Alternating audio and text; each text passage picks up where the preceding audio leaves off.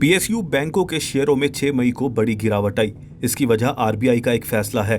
केंद्रीय बैंक ने under construction infrastructure projects को लोन देने के नियम सख्त कर दिए।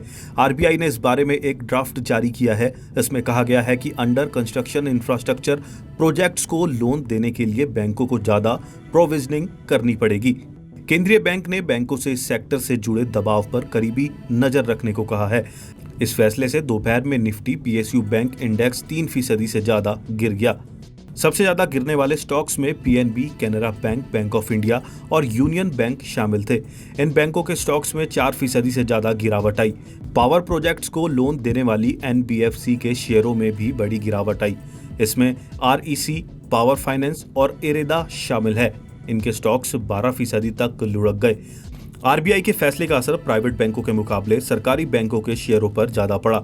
इसकी वजह यह है कि सरकारी बैंकों ने इंफ्रास्ट्रक्चर प्रोजेक्ट्स के लिए ज्यादा लोन दिए हैं।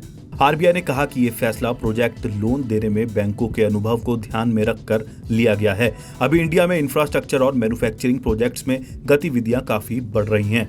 सरकार ने भी इकोनॉमी को सपोर्ट करने के लिए इंफ्रास्ट्रक्चर पर खर्च बढ़ाया है।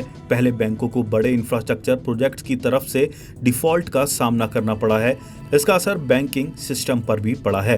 केंद्रीय बैंक के ड्राफ्ट में कहा गया है कि अगर प्रोजेक्ट निर्माण के चरण में है तो बैंक को लोन देने के लिए लोन अमाउंट को 5% प्रोविजन करना होगा।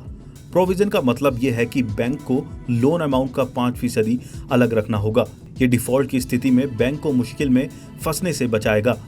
प्रोजेक्ट के बनकर तैयार हो जाने पर यह प्रोविजन घटकर 2.5% हो जाएगा। जब प्रोजेक्ट के कैश फ्लो पर्याप्त लेवल पर आ जाएगा जिससे वह लोन का पैसा चुका सकता है तो प्रोविजन घटकर 1% होगा।